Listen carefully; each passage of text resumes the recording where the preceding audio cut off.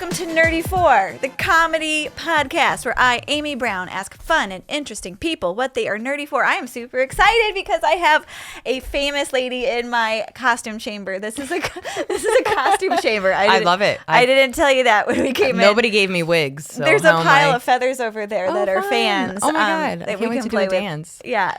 Liz Miele's here. Now, Liz, is from New York City-ish, right? Mm-hmm. And lives there and is a international touring stand-up comedian. And she has over 6 million views on YouTube. She has 5 albums, which I want to ask you how you do that. And you wrote a book. Yeah. And one of your albums was on the New York Times best list for 2022. I think so. And you are also dyslexic, and yet you are so prolific. And I am dyslexic. And I was like, welcome to my podcast. I want to find out, like, what's your schedule around writing and working through dyslexia to be this prolific and amazing? It's funny. It's changed so much over the years. So it used to just be like, had an idea, wrote it down, pushed it through, worked on it as long as I could. And I remember when I first started, somebody was like, you need to record all your sets. So this is, 2002. So I had a little mini tape recorder and I would record every set because I was a teenager and I would listen to it and whatever. And then somewhere when that wasn't the thing anymore, and phones, I just kind of dropped off. And I would say something funny on stage and I'd be like, what did I say? Ooh, somebody tell me what I said. And I would almost be distracted on stage trying to remember, and you did it the best you could. And then I was very late to the game getting iPhones, but the first thing I really utilized on an iPhone was the voice recorder, and it completely changed like midway through writing, or midway through my career. It changed my writing process because I could just be myself on stage. Anything, I started to do more writing on stage and feel more free on stage because I could just like refer to the tape and then take that. And I started actually doing more transcribing. So I would say old Liz, like the first almost 10 years of my career. And you were young. I started when I was 16. 16. Like you would bring your homework to the club. For sure. And sandwiches. So old Liz, I would be 70 to 95% prepared even when I was working on new stuff. And today, Liz, I might go up with 30% of an idea, maybe even 10% of an idea. Mm-hmm. I do physically like writing, so I still physically write in my notebook, but now it's has an idea, even if there's nothing funny about it, just this is annoying to me, write it down. Then when I have time or I'm about to do like a new material night and I want to really force myself to write new stuff, I'll just take that idea and just flesh it out as much as possible, handwritten. And then from there, I'll do this new material night, have it recorded, listen to it, transcribe it as I said it, and see where the laugh lines are, and then start editing on paper around that transcript. And then I start building from really the first time doing it on stage or the first couple of times doing it on stage.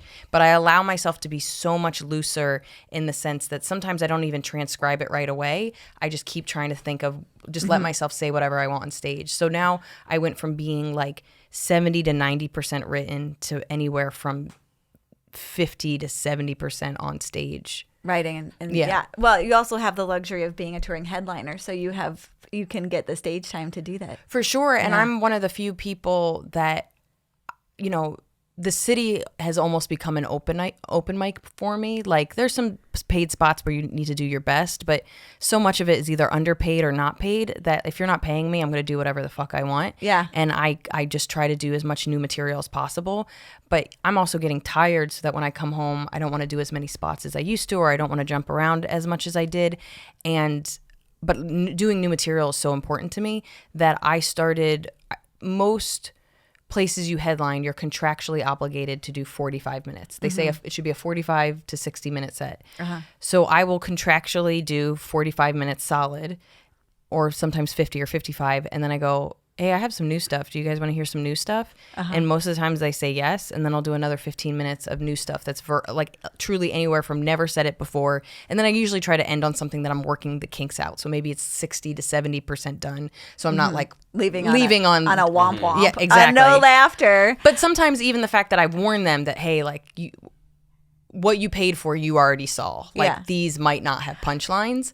And they love it. And I get people that come up to me and they're like, oh my God, I think that one's done, or that was amazing, or I can't wait to see where that goes. Like, people have really enjoyed being a part of the process. You must have real comedy nerds who are following you, who are fans. Some are, but some are just, they like the way your brain works and they're so excited to see the initial part of it. Or like when I was during the pandemic, because new material is my favorite thing, I started a Zoom show with friends where I called it Zoom Diner, because I used to write with my friends in a diner. And so what it would be is every comic would do 5 minutes, and then afterwards me and the other comics would give notes. And it could be anywhere to be like, hey, I've heard that perspective before, to like, oh, I heard a story in the news about this and I think you can tie that into that.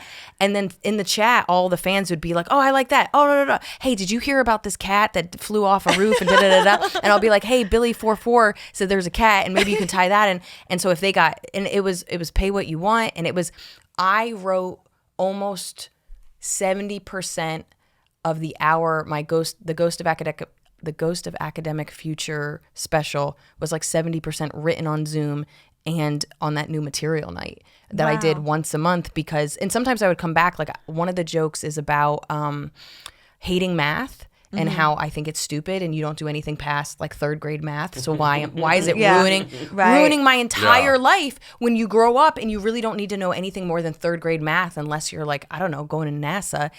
And the first iteration didn't do well. And then I worked on it, and the second iteration did like a little bit better. And I had fans be like, I really love the changes you made, because it's now a month and a half, 2 months later, and it's much stronger and it's really changed directions. And then by the time I started doing park shows and being outside a bit more and then getting back in the clubs, I really polished it. It's my favorite joke. And it's a school shooter joke. I'll tell you that much. Like it's a really dark joke. And math, that's a lot. Math, well, if you don't make me do things I don't want to do, maybe I'll be nicer. But like it's a really dark joke that took a lot to fix.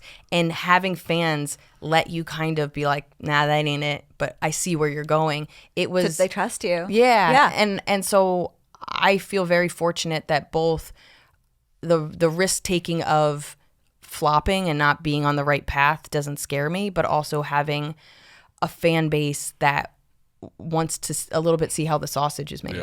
Yeah, they're on the journey with you. And I can see that your stand-up is personal. Yeah. And so they are feeling a part of your life.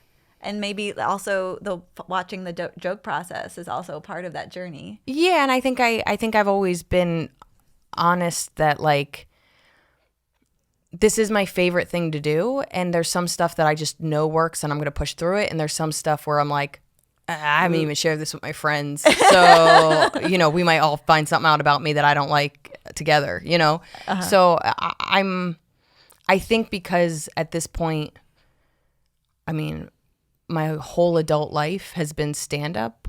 And your late teens. Yeah, I feel very comfortable on stage, and I feel so comfortable and open on stage that it took therapy and a long time to realize that while I was a very open person on stage, I was a very closed off person off stage.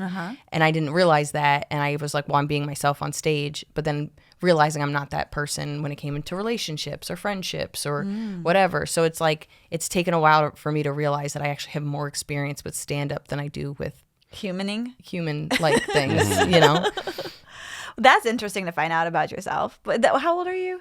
I'm 39. This is like, so do you know Jungian psychology?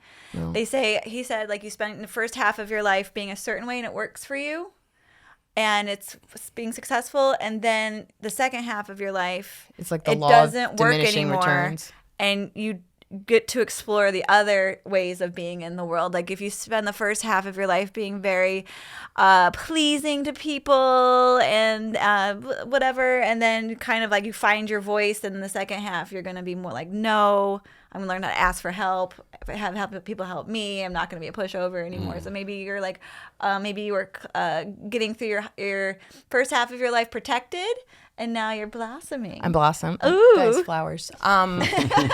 She's wearing flower earrings. I think I think that's true, but I also think you can see that it's no longer working and keep pushing because it worked before.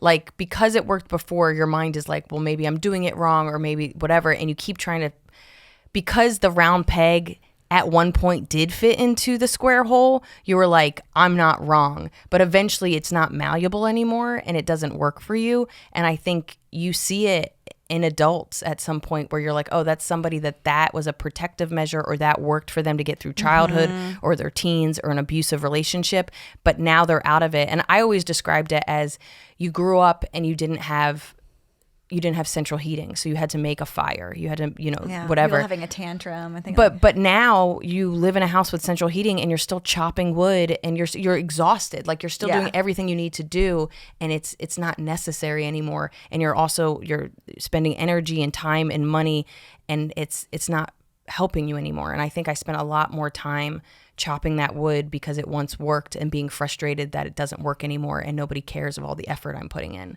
So both as a comic and a person, I don't know if I would be where I am without therapy and without acknowledging that 70% of my survival techniques were actually hurting me. That's fascinating. Do all the comics in New York go to the same therapist? There is a therapist that like a lot do go to. I never went to him.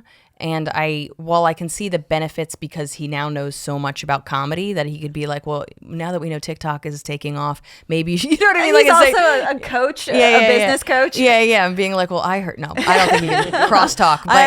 But regardless, I never did. I really love my therapist and I don't even see her as much as I used to. Like when I first started seeing her, I saw her twice a week. Then it was like once a week. Then it was every other week. And now it's like quarterly I'll talk to her. A little check-in, a little tune-up. Yeah, that sounds about right. Yeah, and I'm she moved away too. She moved to Florida, so she'll come into the city, and I'd rather see her in person than talk on the phone anyway. Yeah. So I feel fortunate that she is like a friend in the sense that like they're always there and you can text as opposed to you don't have to call them every day to make sure they're alive. I can talk to her like 4 times a year and I feel like she's there for me as opposed to before I needed her twice a week. Yeah. That's nice. Yeah. Yeah. I mean, it's going to the next level. I don't even know if it's that. I mean, it's just, she gave me enough tools that like, even if I have the same problems, I'm like, oh, we've done this before. I don't like, I remember like the first time I was like, hey, I feel this way and I know it's dumb because of this. And I've been struggling with this, but I did talk to this person about this and that really helped with that. So I think I'm going to do this. And she was like, yeah, that's what I would have said. Yeah. She was like, it does get to that point in therapy sometimes when that's the point of therapy. It's just like to everything stop going eventually. Sure. To learn all the tools, get all in your toolbox. Yeah. That's a good. And I think you can tell when people in their comedy they haven't done therapy. For sure. Or they're just 20. Yeah. And dudes. So this is what's so cool. I'm so excited for you that you've got all these views on YouTube and are able to bounce your career off into the world. You've been all over touring the world, doing stand-up comedy, the dream. And is that why you have 5 albums? Because do you like go and do the whole world and then come back and like, okay, I have to record that and then do it again with all new material? Is that what's been happening? I love writing. I feel very old school, even if that might not fit what the comedy scene is today. But I've always been somebody that I like watching stand up. I love an album. I love a special. I wanted to headline. I wanted to tour. And while it feels like George Carlin was the one, because of his specials and having this deal with kind of HBO, was able to do a new one every year, or at least whenever he wanted to. And then you kind of see like Louis C.K. and Bill Burr kind of pick that up and continue this as many. And now with social media and exposure and more outlets, it's become more pressure. You know what I mean? Like you used to be able to have an hour for 40 years, the same way that our parents had a job and they kept it until they retired. Comics were almost the same way because you just would bring it from city to city. But now, as soon as it's online, the world can see it.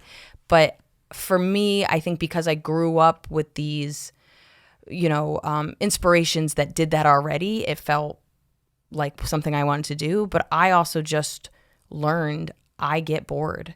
Like the spark, the reason I like new material is the adrenaline and the risk taking of, I don't know if this is going to work. Mm-hmm. And so I don't know if this is going to work. Ooh, that worked. Ooh, I think that could work. Ooh, I'm going to shape it like that. And then you're just that beginning part of shaping it and seeing it where it works and doesn't work. And then the moment where it just fucking works. Like it's the whole thing works, whether it's a 1 minute bit or a 7 minute story, it now works. So then you're just kind of high on it working, but eventually it has a half-life. It doesn't feel the same, and you're like, of course it works. And then if it doesn't work, you're like, you're wrong. So eventually it doesn't feel the same way it did when you were producing it, so you work on new stuff or you put it in a different order, and there's all these tricks of making it still feel the same, but it's still a drug addict that needs more drugs so that you can feel the same way that you did before. And so I have at least listened to my heart and was like, this is done and I don't want to do it anymore. And I try to time it. It's not always possible, but when I know it's about to be done or I'm close to being done, I make sure that I film it so that the spark is still in my eyes and voice when I do it, so that people see I'm not reciting it, I'm performing it. Have you ever left your body when you're doing a set? For sure, especially if they're not enjoying it. I mean, I first of all, my biggest tool is disassociation. Okay. Like that's half humble brag. I mean, I can be anywhere at any time. She's like, I'm not even on this podcast. Yeah, right now, I don't know actually. what to tell you. I'm still playing with your dog. But like I don't, that's not why I do this. I don't want to be disconnected. There's nothing better than telling these jokes and people connecting, or like even telling jokes that I know work, and then the crowd is so fun that I come up with lines I didn't come up with before, or I'm just more free and silly and weird. Like I've been with my boyfriend for a little over a year now, and I swear to God, I don't know why he dated me in the beginning, because he just saw me bomb in the worst rooms. And then I remember when he would go on the road with me and see me like murder, and even like ones that was like good, but ones that were exceptional. He's like, you were such a different person from like just running a set to a crowd that's fun to a crowd that's exceptional, and you become better and different and more excited. And it's like, yeah. So I'm always chasing that feeling, but I'm doing my part, which is to continue to write new stuff, continue to come up with ideas, and continue to take risks and push myself. And I think I become a better writer. I think I become a better performer. And I think in this day and age where stuff is taken in so quickly, somebody wrote a pilot, made a pilot, wrote a whole show, filmed a show, and someone consumes it in like and it's done. An afternoon. Yeah. And that was like 2 years of There's work. So much work, and then it's done. Yeah. So the same idea that this is like anywhere from 6 months to a year and a half to make this hour. I mean, for me, I know it's going to be consumed quickly. I hope very much so. And I've heard people listen and watch it repeatedly, which is what I've always done with stand-up. But eventually you want something new. And I feel more connected with my material when it's what I'm going through in the moment. Yes. And so I'm not who my first album came out when I think I wrote most of it when I was 26 and 27. I filmed it when I was 28. So it came out around when I was 28, 29. I'm not that. I was severely depressed. I'm proud of that hour. It's a good hour, but there is 3 suicide jokes on there. Oh, baby. That's like, you know what I mean? Yeah. So it's like, people are discovering that hour now and being like, this is amazing. I'm like, you need therapy. It's a litmus test. A little bit, because it's like, is that a good hour? It is. I'm really proud of the writing, but I don't want to do those jokes. I am not that woman in every sense of the way. Mm-hmm. And I had to do that hour. I had to be that person. I had to push through it both comedically and emotionally to be who I am today. And I had a viral video off that album that people wanted me to do a book deal because of it. People wanted me to do a calendar. I got more auditions than I've ever gotten in my entire career from one joke on this first Which album. joke was it? Feminist Sex Positions. Yes. Okay. It blew it's the first. I got 20,000 followers on YouTube. I had a viral video, everything. I was nothing, and I took that risk to kind of try to get into the zeitgeist of my community, and it absolutely worked. Mm-hmm. But I might have done a disservice for myself by not riding that wave, but I also was like, by the time I filmed it, I was done with it. I knew it worked, I liked it, and I was already working on my next hour. and I didn't want to do it anymore. Okay. And so I'm happy to repost it. I'm happy for people to discover it, whatever. But if that was, let's say, a hit, like a music hit, I could have been a one-hit wonder if I drank the Kool-Aid of this is the best I can do. But now every album has had anywhere from 1 to 5 viral videos, which would be hits.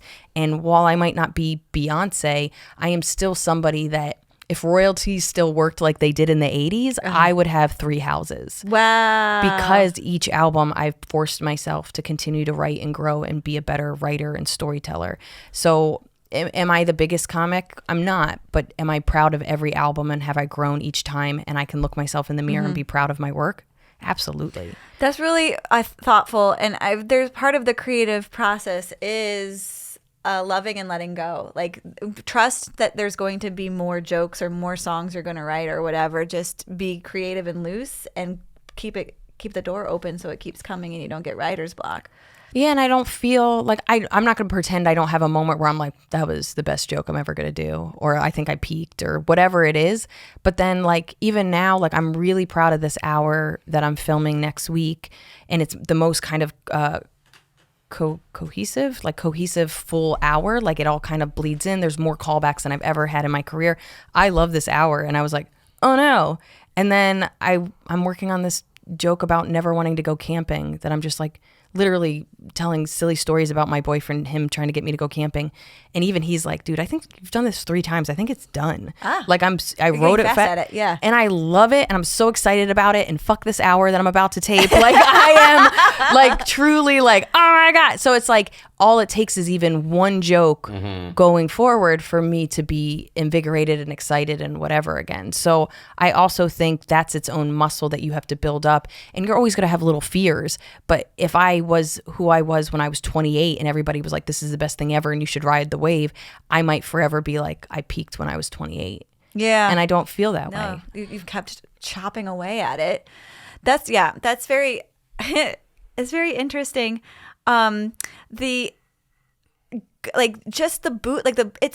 It's hours. It's boots in the street, boots in the dirt. I don't know the saying. Boots on something, not on a neck. Like of doing it, and then you get better over time. And I feel like stand-up is like learning a second language, but you can only practice it like 10 minutes at a time based on how much stage time you get. And then you're like, oh, I can hear, like, there's times I'll come off stage or like even for like days at a time. Like, oh, I hear the music. I can hear if people are going to laugh at this or not laugh at that. And then there's days, and it's probably when I'm emotional where I cannot. Yeah, for sure. I don't know what's funny, or days where I've had too much coffee. And I'm like, oh, everything's funny. Yeah. And then I read it later. I'm a genius. I'm a genius. Or just too much coffee. And I go back later. I'm like, oh, no, there's probably one joke in this in like 3 pages you wrote. But that always happens. There's times where I feel like everything I write is great. And there's times where I'm just like, whoa, these are like open micer premises. And I don't know what I was thinking. But I have enough experience to deduce that and to know and to push past it. And, you know, sometimes you hit the low-hanging fruit and it gets the reaction, but you're like, that didn't feel good and I don't like that, and you push past it. And sometimes you see it and you think, oh, that's all I'm capable of doing today, and you try again the next day.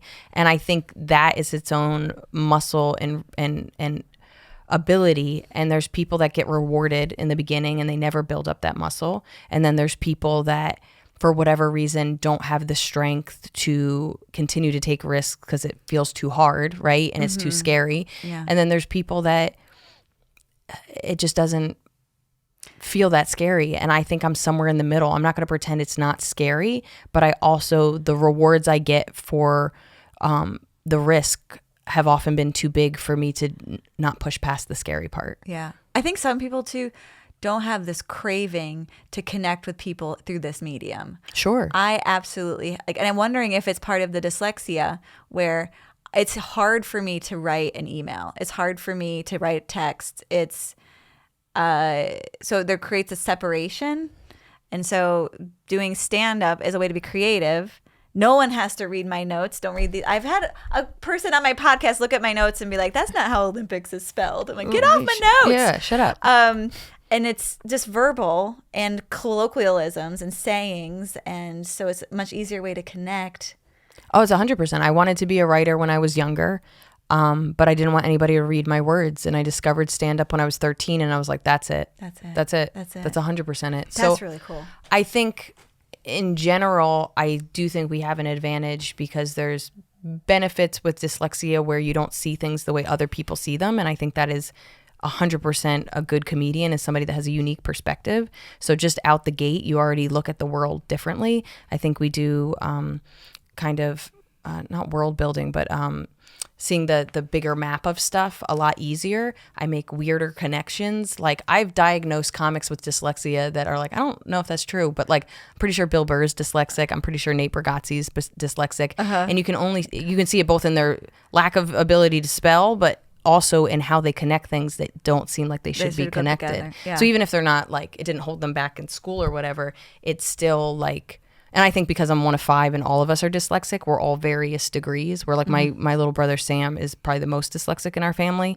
But my brother Greg, I think, is the least dyslexic, or maybe just as dysgraphic. It has dysgraphia, whatever it is. But I can see that in different realms, it still gives you that boost of seeing the world differently. Yeah. Yeah, I think my husband says that to me every day. He's like, why would you connect those two things? Yeah. How does your brain work? Yeah. Not right. If you want to read, I'll tell you that much. I gave up on reading. I just do audibles now. I don't think there's anything wrong with that. I love audibles. So like when you were writing your book, did you just like, I'm just going to hire someone to edit it later and make sure it's... So I got a book deal. So the editor found me. I had a very, like, it's when people are like, oh, how do I get a book deal? I was like, I was very lucky and got a very unique, it's not the typical way you do it. So like normally you would write like a book proposal, and then you would pitch the book proposal, and then the publisher would like use that, or maybe you have to do more chapters. I don't even know. What happened to me is this guy at this editor at a publishing house wanted somebody to write a book about cats sucking, but from a loving perspective. And he looked up a bunch of people. He found my stand-up. He found one of my viral videos about how nobody, you don't buy a cat, like something bad happens to your life and they kind of fall into your life. And he really liked that perspective. And so he brought me in. And it was funny. I remember my manager at the time was like, hey, this guy wants you to write a book about cats. Do you want to set up this meeting? And I was like, I've been waiting for him. I was like, it's on your vision board? I was like, I don't know what it took him so long to find me. And he's just this editor. His last name is Katzman. Oh my goodness. Jason Katzman, shout out. But he brought me in and he was just like, I'm open to any ideas. This is just something I thought would be cool. I was like, I can write up a outline. And he's like, that's good enough. He's like, if it's a good enough outline, I'll give you it. And so I wrote an outline. He liked it and let me do whatever the fuck I wanted. And, nice. And that was really fun. It was like, and it's not how it works at all. So, you're such a trailblazer. Everything you've done has been like, that's true. Like you went out on the internet, you got your own fans. And then you're manifesting a book deal. Yeah, I did. Are you a witch? A little bit. Yeah, no, my people. I had a black cat up until a couple of years ago. So Amy doesn't like cats, but I do want to know, what's your book about cats about? So it truly is like the history of cats, like nice. Like everything from like ancient Egypt to like even how like Japan like loves them. So it's like the history of cats. I have a whole thing on like witches and like why black cats. What's it called real quick? Why cats are assholes. Are assholes. Okay. Yeah.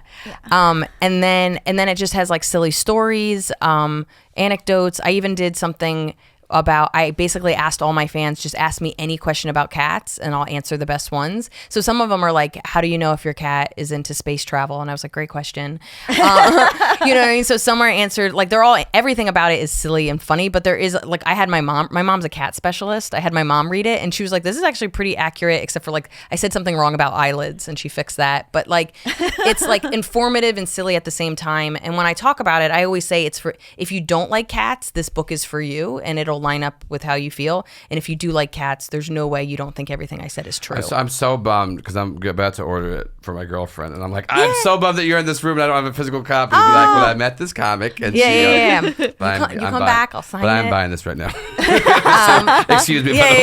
Hold, please hold. Do they have same day delivery here in Buckhead? Oh yeah. Yeah. You can bring it by tomorrow. Yeah. I'll come out to the punchline. But I feel really fortunate that I know what I want to do. Like I meet people in their 30s, 40s, and 50s that still don't know who they want to be when they grow up. And only recently have I really understood that if there's anything lucky about my life, it's that I am passionate about what I do, and I discovered it when I was early, and that passion hasn't faded. Am I angry about the business? Has things changed drastically from 10 years ago to post-pandemic to even 6 months ago? It absolutely has. And keeping up with the changes, even when they were every 5 to 10 years, to let alone every 3 to 6 months, is exhausting and feels unfair when who you are and what you want to do has not changed. And you have to, it's just a constant state of marketing. But at the end of the day, I still like what I do. I love what I do. I love writing new material. I love writing stories. I love performing a whole hour. I love touring. And there's people that either discovered this early and they don't feel that way anymore because it didn't pan out the way they thought it would, or it doesn't feel the way they thought it would. Or there's people that never really found their passion or what gets them out of bed. And so regardless of what my career looks like yesterday, today, or tomorrow, I still get to tell silly jokes about cats. Yeah. You know, like, there's worse things to do and make a living at it. For sure. Which is very hard to do in this culture of being paid $20 maybe and some chicken fingers to do sets. Yeah, I think that's, I wonder that, because I've always been a big dreamer as well. I've started my own interior design business. I could just see myself doing it. I could, and would go do it. And my husband has been like, wow, I did not think you could do that. I saw it and I could do it. And I see that. It's maybe I wonder if that's part of the dyslexic brain, is this like, you can, a dreamer who can actually do the stuff too. But they actually paralyzed. They actually say psychologically that visualization is actually a really important part of the planning process. And even when I'm writing a script or whatever, I can see it. Like, I can see how the characters are interacting with each other, and I can see their reaction, and I can see the words, and I see it. And I think the fact that our learning is I can't just, like, I sometimes have trouble listening just to podcasts. Like, I have to be like cleaning my kitchen and listening to a podcast so I have something else to focus on. But if I'm trying to learn a new skill, I have to hear it, see it, and actively be doing it at the same time, and then repeatedly do it to learn a new skill. And I think when you know how you learn and you have the drive to do it, you're already further than most people, because most people don't know how they learn because they just went to school, somebody said some stuff at it, and they got a grade and they forgot. Yeah. But as dyslexic people, or anybody that has a learning disability, you literally have to teach yourself, because nobody's going to teach you how you learn. So in my 20s, I really started to learn how I learn. And then on top of it, I really struggle to do stuff if I don't have the passion behind it. So even the stuff that I've learned, like to do basic editing so I can put clips out, or starting a podcast, so because we didn't have the money to not have somebody else do it, the passion wasn't 100% there, but the end result I wanted, and I could slowly teach myself how to do it. And honestly, I teach myself just enough. Right? Yes. You know what I mean? So to the point where when I need to learn another skill, I'm just like, okay, I know how to do this. I need to learn this thing. And I haven't learned it in 5 years because I didn't need to. And now I just need to learn this extra skill. To the point where when somebody asks me how to do something, I'm like, oh, I actually know a lot, because over 5 years, I've slowly built these little skills I needed to get by. Like, you know, it used to be just you needed to edit, then you need to do subtitles, then you need to do titles. And so now I'm like, oh, I can do a few things. Like, I'm not the best editor, but I don't need to be the best editor. It's constant learning too. Like, my husband was trying to get me to do something today. I'm like, I already learned how to use a camera this year. Like, I can't. My hard drive is full. Truly. Whatever like paperwork thing he wanted me to learn how to do is gonna have to wait. Dyslexic people are better, not like, you know, but like they generally have like better big picture thinking. Yeah. And very creative. Math, it's dyscalculia. A lot of dyslexic people, 60%, are bad at math. Yeah. Also, but there's a lot of stuff like this, and then, you know, dyslexia is linked with not all, but a lot of dyslexic people have a higher IQ, even though IQ is a weird thing. Just say we do. I didn't really appreciate how you said that. I'm dyslexic need to pat on the back. I'm dyslexic too. Why don't we say 3 out of 3 people in this room have a higher IQ? I just know that some IQ tests are very biased towards rich white men, but I do. But there's dyslexia is an interesting. When I found out dyslexia, I was in 3rd or 4th grade. I got tested for it, and then I got called to the whatever counselor's office. They're like, "Oh, you're dyslexic." And I was like, well, what does that mean? They're like, oh, everything's going to be harder for you. Cool. Go back to class. Have fun. Yeah. And then now they have like full schools. There's a full school in Atlanta where you send your child there. They teach the child how to learn the way they learn, and then they go back to their regular school. Incredible. I did videos for them. And part of me was like, this is so cool. And the other part of me would be like, I'm going to burn this place down. Why do these kids? Why do they get to have an unfair advantage? No, you should cry and be called stupid. I'm pulling this ladder up. Yeah, I'm going to go bully all these kids. Be like, read out loud right now. Yeah, I want to see you cry. It's people building skills. You're going to be stronger. How are any of you going to become comedians? Truly. What are you going to do? No, they're going to go be later? physicists and all the other things. No, we don't need more of that. But I have a girlfriend, she teaches at a dyslexic school in DC, and I asked her, because she showed me the whole facilities, and it's like, oh, if you're having trouble, you can jump on this little trampoline, and we allow people to have sad cocoon time, and you're like, what? And I was like, I was like, I want to go every day in sad cocoon time. But I asked her, I was like, I'm so curious if half of my skill set is because just naturally I'm actually either genetically or whatever, I am dyslexic, therefore it's innate. And what of my skill set was built because I had a different brain in this other way of learning, and I had to adapt, and through that adaptation I became stronger and more creative and had to find my own paths. Like, I'm not going to be one of these people that you're like, you got to bully kids or they won't be strong. Like, I'm not saying that, but there is something interesting of, did I turn out the way I did? Did my dad, who's also dyslexic, turn out the way he did because of the lack of resources and people caring and helping, and you had to figure it out on your own? Or is it my brain works differently and this is how my brain works and it was always going to be like that? And I am curious that do I want kids to suffer? Should they learn how they're supposed to learn? Do I think there should be extra resources for anybody that has a learning disability? 100%. But I am curious to know if I am persistent and refuse to allow any disadvantage to get in my way, because that's how my entire school everything was uphill. Yes. I like how you said persistent and not stubborn. I think that's a good rebranding. Yeah, but I mean, it's a good self-talk. Stubborn is you don't listen to anybody around you and you keep jamming your head against a wall and getting nowhere. Persistent is, that didn't work, let's try this. That didn't work, let's try this. And I think I have been both. I've absolutely been both. And I think you start to really recognize the difference between stubborn, which feels more self-sabotaging, and persistent, that means I will do whatever it takes to get where I want to go. Are you good at asking for help? Better.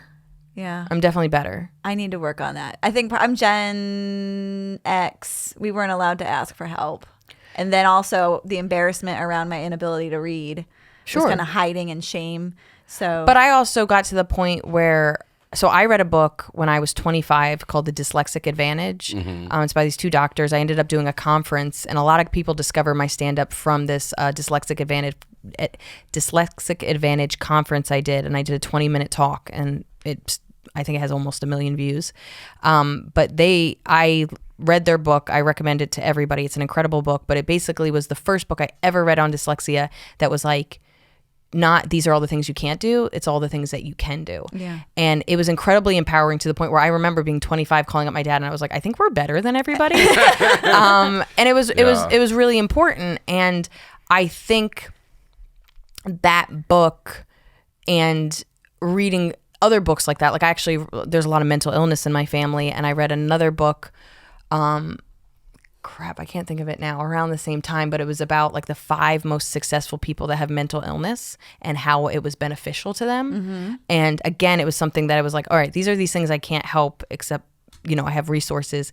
And through that, I stopped looking at things that made life easier as, what's the word? Like, crutch? Not even a crutch, like undeserving, right? So like if you break a leg and you have a crutch, nobody's like, oh, you wimp, you have a broken leg, figure it out. But like, got him. Say it again. I said got him. Yeah. But like, I use Siri. I go, Siri, how do you spell blah, blah, blah?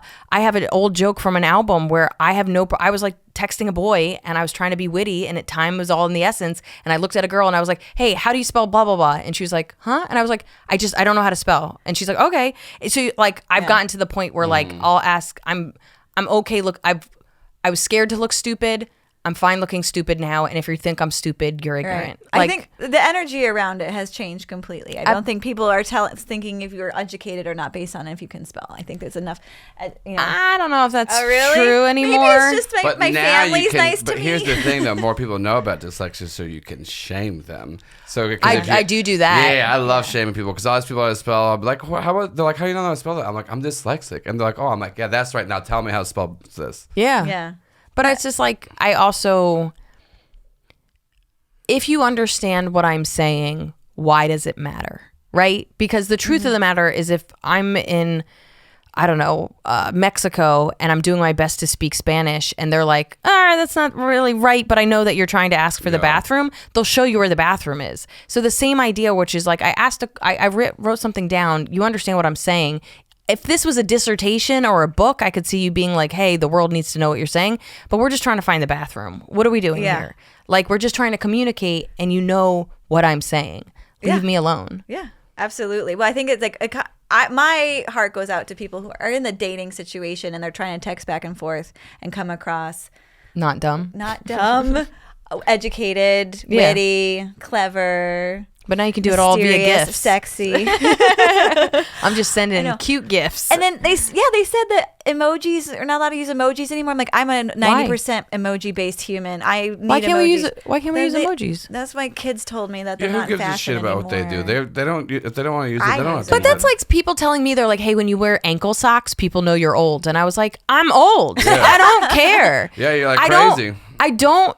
My ankles look better when they're out, not when they're under like white. First of all, I hate white socks. I hate them so much. I think you look stupid. I think the world looks stupid. I've always had black socks. I like my black socks, and I like my black ankles. Socks and white sneakers, like I don't a businessman exercising. I'm not wearing white sneakers. Okay, but I just like, it's so funny where like, I remember a friend of mine was like, oh, because my hair naturally parts in the middle. She's like, oh, the kids are doing natural parts. Side parts make you look old. And I was like, I'm not trying to fuck a kid. What are we doing here?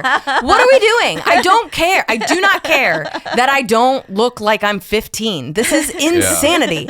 Now, if there's a fashion trend that I like I like a high rise with a crop top where just this much of my skin is showing, I love that. Mm-hmm. But when it's like a crop top and then my butt's out, I'm not doing that. I'm not going to have my butt out.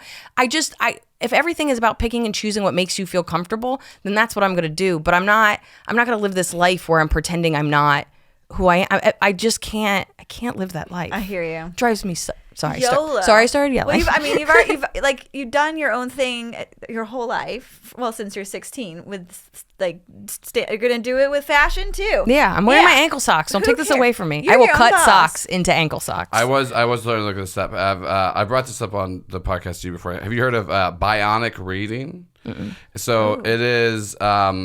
It's annoying because the people who made it, they're trying to put it behind paywalls, but a bunch of people are trying to come up with like free use of. Anyways, what it does, it bolds the first, depending on how many letters are in a word, like the first like 1 to 4 letters.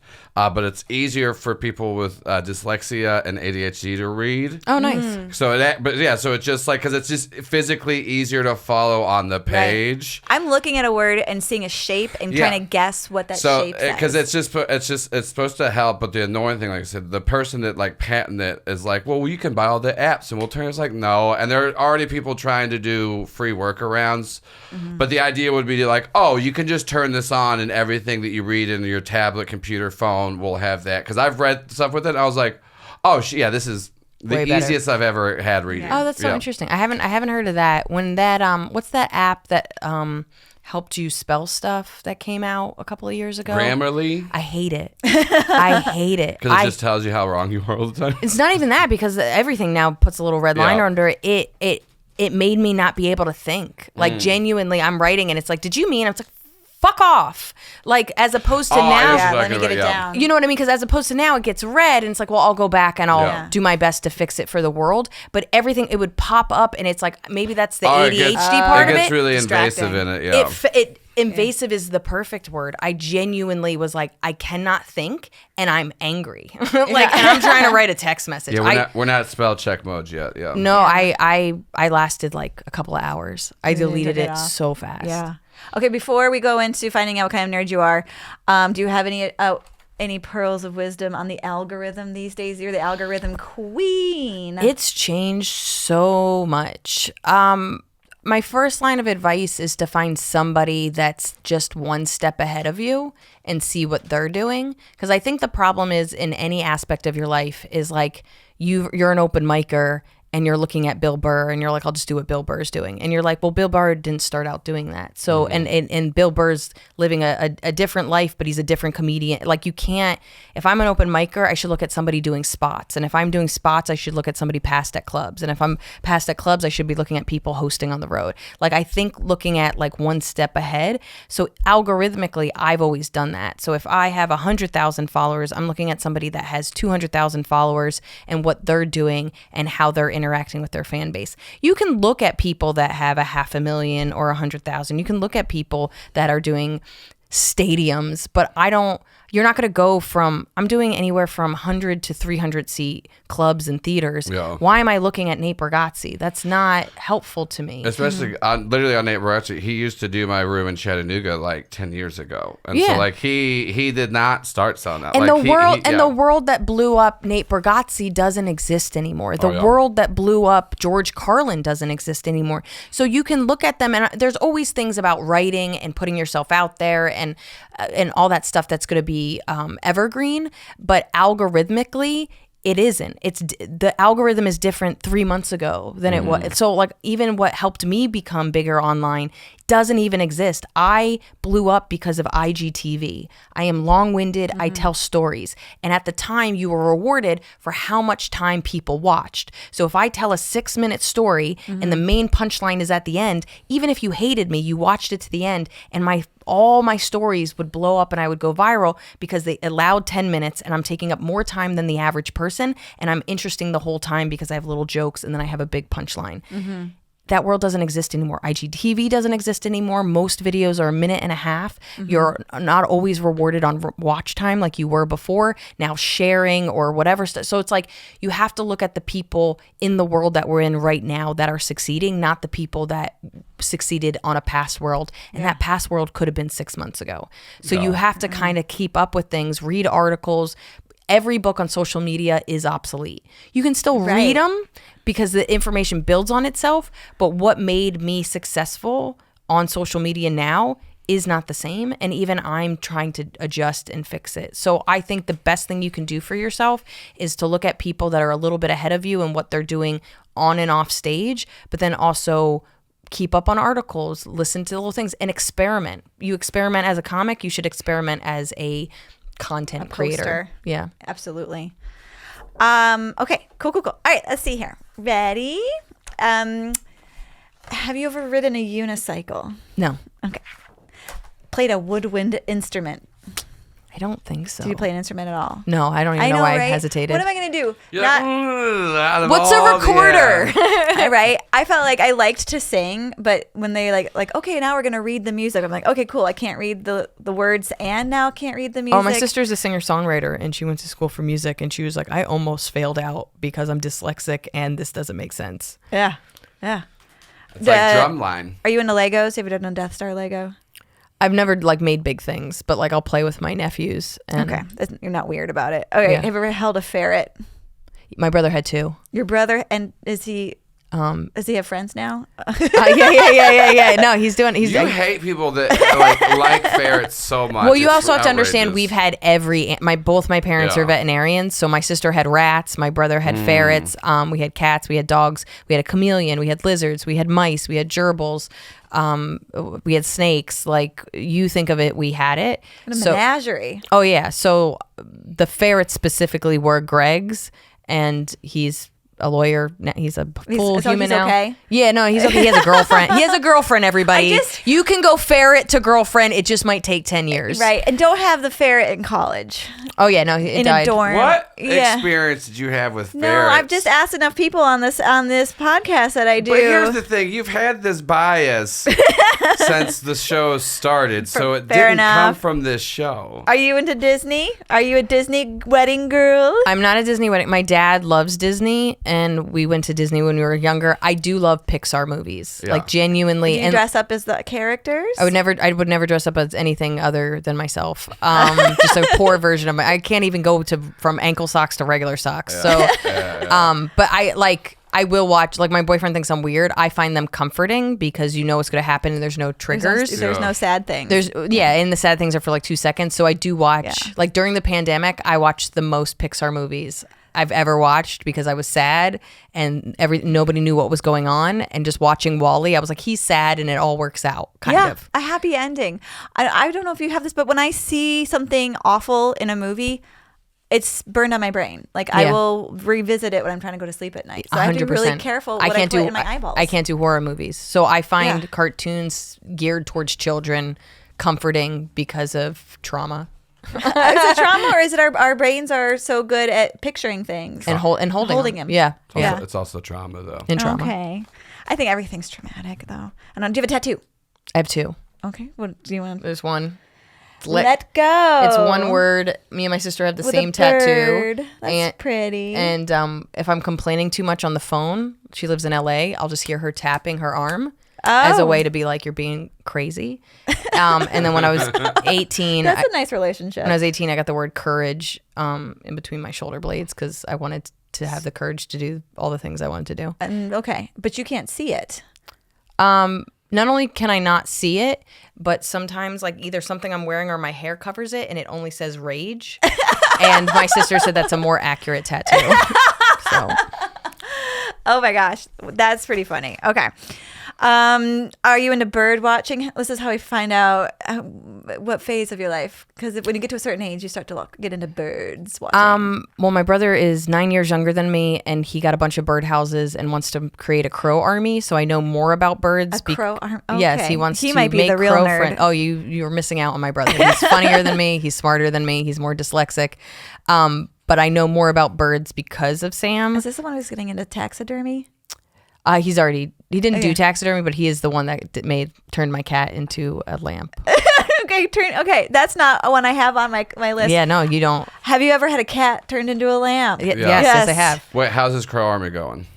It's not great because he moved to New York City and it's a little bit harder. Might need to do a pigeon army. I'm not even joking. He keeps peanuts in his bag for any crow he comes across. My girlfriend's lifelong mission is to befriend a murder of crows. Yeah. Because they will remember you. And be friends with you. And then sometimes they get you money. Any video online where a crow is giving like food or money or like watching kids get to school safe, I send it to my brother and he's like, I'm so close. Yeah. Crows are tight. Yeah. Yeah, they're very smart too.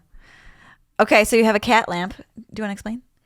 No, I have a special. You can watch it. It's good. It's very good. Yeah, it's on my murder sheets. But my brother did turn my dead cat into a lamp. A lamp. So not for thoughtful. me, for my best friend. We started with a deer, right? Yeah, he made a deer lamp that my mom he has. practiced. It wasn't just out of the blue. And he didn't murder the cat to do it. The cat died of natural cancer causes. Yeah. Have you ever written fan fiction? I don't think so. Okay. Do you have a cape? No. Fairy wings? No. Okay. No whimsy. I've never done Molly, if that's what you're asking. These are very like, have you been to a fire festival? I'm getting a no whimsy vibe. I'm getting a no Burning Man vibe from you. No whimsy. And then, okay. So there's two different kinds of nerds. There's like creative, Dragon Con kind of thing, and then there's like linear, like Morse code. You ever learn Morse code? No. Are you worried about AI? You're reading articles about AI? I have friends that are into AI, and obviously it's popped up everywhere. Like it's on Instagram, and you're like, "What is this for?" But I'm not gonna worry about it because I don't understand it. I'm not smart enough to worry about most things. Like that's Well, you're reading articles about the algorithm. So yeah, you're but that focused. directly affects my finances. Yes. It's Like not, yeah. because if the algorithm doesn't share my stuff, people don't know I'm touring near them. Therefore, they don't buy tickets. Therefore, they don't come to my show. But I'm not like reading about the algorithm because I think it's gonna like take over my home or something. Okay. All right. Have you ever done like PADI certification for scuba diving? No. Pilot's license? No. Won a perfect attendance award? No. Been stuffed in a locker? No. Although I am locker size. You are locker size. Are you like Star Wars, Star Trek? No. Any of that? Okay. You very lit. The cavern is getting smaller. Just so you know, I'm not smart enough, didn't do enough drugs, didn't have enough friends. Like both spectrums of like nerdiness is like I'm not smart enough or cool enough, and then I'm not crazy enough. Like I just was down the middle and I just did stand up. Yeah, and you did it hard and good. Yeah, and it's working. and I could talk your ear off about comedy too long.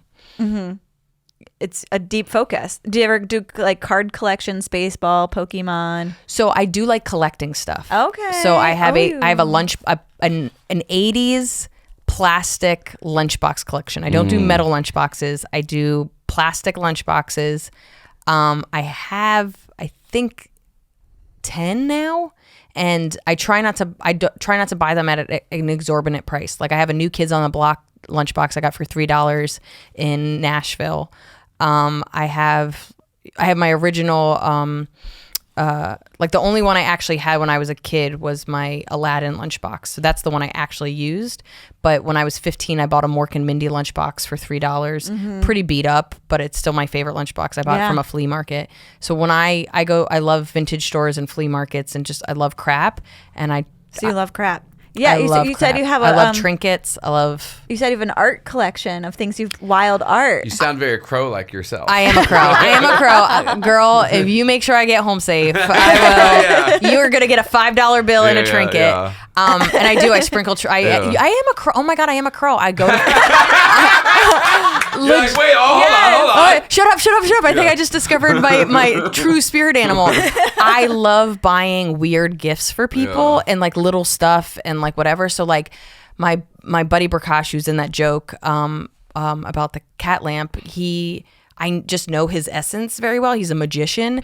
And I remember I was in Italy at a flea market in Italy, and it was a nutcracker that's just legs. It was like a gold bronze nutcracker, and it's like the shape of a woman's legs. It's really actually quite beautiful, and it's so cool. And I was like, this is Prakash. And I gave it to him for his birthday, and he's like, I love this. And that's like that feeling, like the same way that like a joke working, getting somebody the perfect weird gift that they would never get themselves and they could never find themselves. So I'm almost in a competition with my little sister where our birthdays are like a month apart. And so we'll exchange gifts when we see each other. And I'll be like, I got these from 7 different countries. And while some are not expensive, you'll never be able to repay me. And she's like, fuck you. And so she made me all her gifts. She got really into crocheting, and she actually made me really cool earrings and stuff. And I was like, this one's from an island nobody can go to. Like I'm just trying to like. So I